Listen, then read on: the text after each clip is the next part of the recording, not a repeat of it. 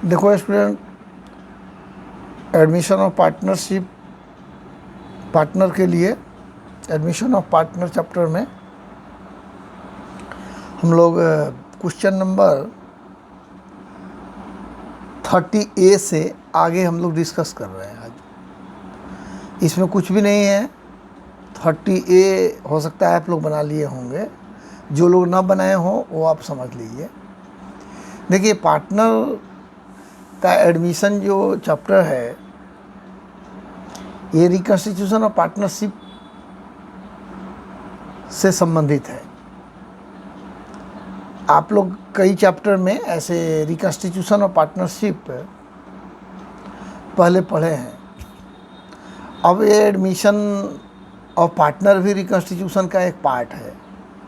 ऐसे ही आगे भी retirement of partner, death of partner, ये सब रिकन्स्टिट्यूशन का ही पार्ट होगा।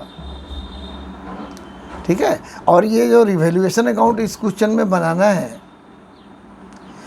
ऐसे ही सब में आपको मिलेगा अगले 2 चैप्टर में। अर्थात एडमिशन वाला तो चल ही रहा है, रिटायरमेंट एंड डेथ वाले चैप्टर में भी रिवैल्यूएशन अकाउंट बनाने की ज़रूरत पड़ेगी।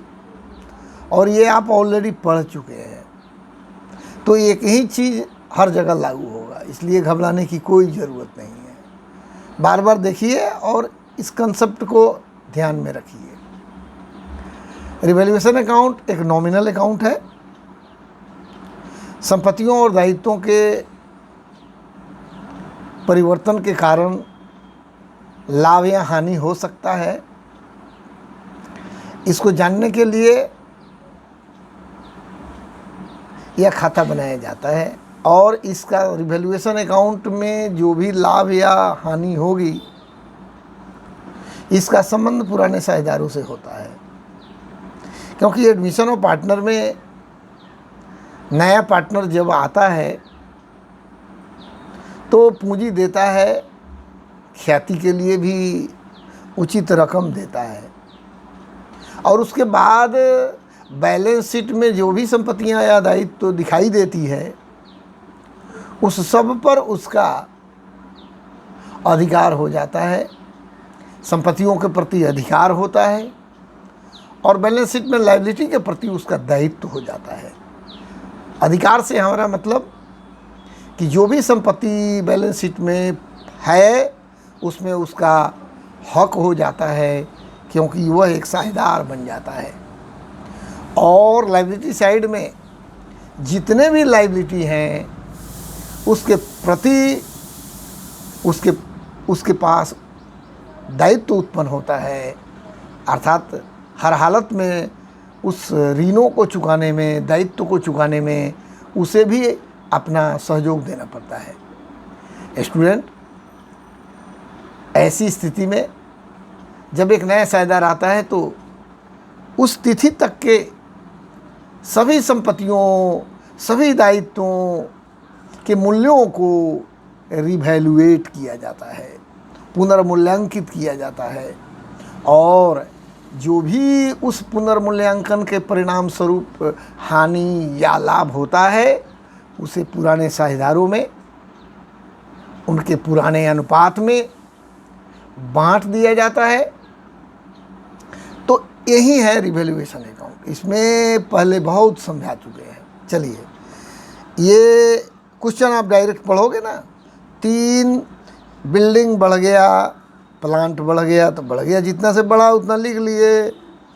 रिजर्व फॉर बैड डेट के बारे में नियम है कि डेटर में से जो रिजर्व, जो ओल्ड रिजर्व है, डेटर में से घटता हुआ बैलेंस शीट में जो आप देखेंगे वो ओल्ड रिजर्व होता है। ओल्ड रिजर्व को कुछ नहीं करते, सीधा इधर रख देते हैं लाभ साइड में। रिवैल्यूएशन अकाउंट का ये लाभ साइड है, इधर रख देते हैं। और नया जो रिजर्व होगा उसको यहाँ दिखाते हैं। जैसे वही हुआ है, कह रहा है कि reserve for bad debt reduced to 200। इसका मतलब है 200 रुपया रिजर्व को घटा के करना है, अर्थात 200 रुपया करना है, तो नया रिजर्व 200 हो गया। ठीक है ना, स्टॉक घट गया है, तो स्टूडेंट इसका परिणाम 2500 का प्रॉफिट हुआ है, जिसको सभी साझेदार अर्थात राजेश और सीताराम अपना 3 और 2 के अनुपात में बांट लिए हैं। ठीक है, समझ गए। तो ये एग्जाम का क्वेश्चन है बाबू। जैसे आप 50 क्वेश्चन पढ़ लो, एग्जाम का क्वेश्चन पर फोकस ना करो, तो ये एग्जाम का है, बस इसको ओके कर लेना है। चलिए अब आ जाइए आप यहाँ, 30 का बी है, वैसे ही सेम है, उसमें भी वही है। स्टूडेंट देखो, मशीनरी, बिल्डिंग, फर्नीचर, 3 गो संपत्ति घट गया है भाई। तो घट गया है तो आपको कितना कितना घट गया है लिख लो। एक नया रिजर्व करना है आपको, provision for bad and doubtful debt, provision for BDD, provision for bad and doubtful debt, ये लिख लिए। ठीक है ना, कितना परसेंट है द डेटर का निकाल लो। उसके बाद स्टूडेंट सब लॉस ही हुआ है, तो लॉस को हम ओल्ड पार्टनर में, आइए बराबर का साझेदार है, प्रश्न में दिया नहीं है कि बराबर है कि क्या है, तो बराबर ही मानेंगे, बांट लिए। ठीक है स्टूडेंट, ये हो गया। चलिए अब आ जाइए 31 का ए। स्टूडेंट इसमें कई तरह के रिजर्व हैं। एक तो जनरल रिजर्व दिखाई दे रहा है, कंटिजेंसी रिजर्व दिखाई दे रहा है, एम्प्लॉई कंपनसेशन फंड दिखाई दे रहा है। तीनों फंड को पुराने साझेदार पुराने अनुपात में बांट लेंगे। और एक है डिफर्ड रेवेन्यू एक्सपेंडिचर। देखिए, deferred revenue expenditure, deferred revenue expenditure का मतलब होता है जैसे आप profit and loss account debit balance को बांटते थे, अर्थात ये जो लॉस है ये प्रॉफिट एंड लॉस अकाउंट का डेबिट बैलेंस की तरह होता है डिफर्ड रेवेन्यू एक्सपेंडिचर। डिफर्ड के बारे में हम डिस्कस किए हुए थे, अर्थात स्थगित आयगत व्यय इसको बोलते हैं। इसको एक्युमुलेटेड लॉस भी कह सकते हो, पुराना लॉस भी कह सकते हो, जो बैलेंस शीट में शामिल है। पुराने लॉस कोई बैलेंस शीट में शामिल हो तो पुराने साझेदार पुराने अनुपात में बांट लेते हैं। अगर पुराना प्रॉफिट शामिल हो बैलेंस शीट में तो उसे भी पुराने साझेदार पुराने अनुपात में बांट लेते हैं। तो ये लॉस है बाबू, इसको आप लोग, अब लॉस है तो निश्चित रूप से पार्टनर को डेबिट होगा। आप जानते हो ये सब प्रॉफिट का अंग है ये सब, ठीक है ना। तो इसके लिए पार्टनर को क्रेडिट किए, ये तो कॉमन सेंस है बाबू, बार बार इसको हम बता रहे हैं। चलिए आगे आते हैं। अब आ जाइए आप क्वेश्चन नंबर 31B। इसमें स्टूडेंट मैं फिगर नहीं लिखा, आप खुद लिखिएगा, ठीक है ना, बना दिया हूँ। नया साझेदार आता है, ख्याति की रकम भी लाता है, तो ये यहाँ पर लिख लेना है कितना पूंजी कितना ख्याति। स्टूडेंट अब ख्याति की रकम को सेक्रीफाइसिंग रेशियो आप निकाल लीजिएगा, ये तो आप जानते हो ना, पढ़े हो ना, तो आप निकाल लीजिएगा, थोड़ा वर्किंग कर लीजिएगा, एजन कर लीजिएगा। उसके बाद स्टूडेंट बैलेंस शीट में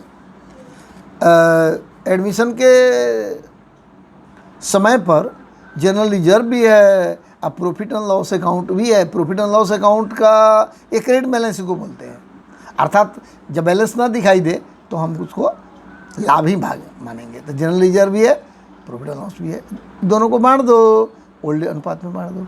चलो आते हैं आगे, देखो फास्ट थोड़ा चलना, ठीक है ना स्टूडेंट। अब आ जाते हैं वो यहाँ स्टूडेंट, ये है 32 हिडन गुडविल वाला, आपको पीछे पढ़ाए थे। हिडन गुडविल में क्या है कि आप तो जानते हो, जो हिडन गुडविल का मतलब हो गया खाली पूंजी दिखाई देती रहेगी साझेदारों की। नया पार्टनर आएगा, पूंजी लाएगा, ख्याति की रकम लाएगा, और कहा जाएगा कि नया पार्टनर की ख्याति में हिस्सा कितना है जिसे उसे लाना चाहिए था।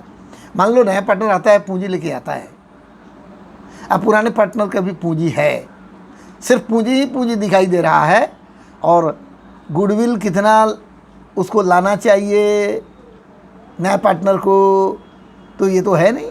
तो स्टूडेंट पूंजी के बीच में हिडन गुडविल निकालना चाहिए।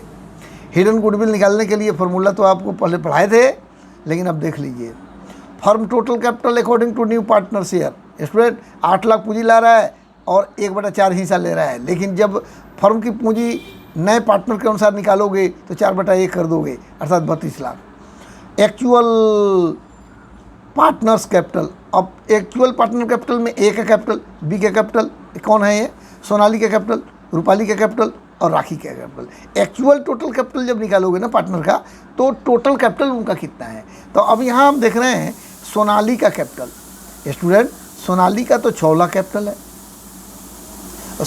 सोनाली और रूपाली का 6 लाख कैपिटल है ईच का। तो ठीक है, 6 लाख कैपिटल है और 4 लाख का वो रिजर्व है। स्टूडेंट, एडमिशन से पहले जो रिजर्व है उसमें सोनाली और रूपाली का आधा आधा हिस्सा होगा, क्योंकि ये बराबर के पार्टनर है। तो स्टूडेंट कैपिटल में जोड़ दो। आप जानते हो ना, रिजर्व कैपिटल में पार्टनर के जुट जाता है, प्लस हो जाता है। जोड़ दिए तो 8 लाख हो गया, ये भी 8 लाख हो गया और 8 लाख लेके आया है, तो टोटल 24 लाख। ये हिडन गुडविल जो है firm total capital minus actual partners capital. अब यही है according renew partner share the capital should be in firm 32 lakh और 24 lakh according to actual capital of the partner. ये दोनों का अंतर 8 लाख हो गया। स्टूडेंट, अब आपको क्या करना है, राखी, अब जो है Rakhi share in goodwill, Rakhi share in goodwill अब निकालेंगे। तो पहले तो हिडन गुडविल निकाल लो, इसमें से अंतर हो गया। हिडन गुडविल है तो फर्म का गुडविल, हिडन का मतलब छुपी हुई ख्याति, ठीक है ना स्टूडेंट। तो फर्म की ख्याति होती है कि भाई 8 लाख है, अब आया है तो 1/4 लेके आया है तो 2 लाख उसका लेकर आना चाहिए। लेकिन स्टूडेंट, ऐसे केस में नगद नहीं लाता है पार्टनर। तो आपको पता है ना कि नगद कोई पार्टनर नहीं लाता है तो उसके करंट अकाउंट को डेबिट कर दिया जाता है, यही किए हैं। और सैक्रिफाइसिंग रेशियो में सोनाली रूपाली को क्रेडिट कर दिए हैं। ठीक है स्टूडेंट, ओके, थैंक यू। आगे का फिर देखेंगे स्टूडेंट।